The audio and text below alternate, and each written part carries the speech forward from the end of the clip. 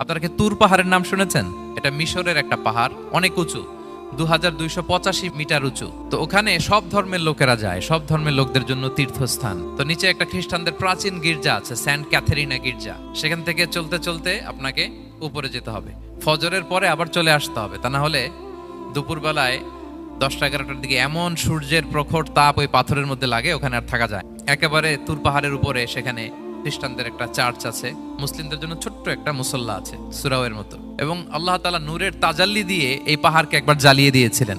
আজও এই পাহাড়ের রংটা অনেকটা একটু লালচে, একটু কালোচে, একটু রেডিশ কালারের। এখানে আল্লাহ তাআলা মুসা আলাইহিস সালামকে তাওরাত দিয়েছিলেন। সরাসরি মুসা আলাইহিস সালাম এই পাহাড়ের চূড়ায় বসে আল্লাহ তাআলার সাথে কথা বলতেন। এবং মুসা আলাইহিস সালাম এই নূরের তাজাল্লির ঝলকে তিনি বেহুশ হয়ে গিয়েছিলেন এই পাহাড়ের উপরে। ইয়াজুজ মাহুজ যখন কিয়ামতের আগে আগমন করবে, তখন মুসলমানদের সেন্টার হবে। ঈসা আলাইহিস সালাম মুসলমানদেরকে নিয়ে ওইখানে অবস্থান করবেন।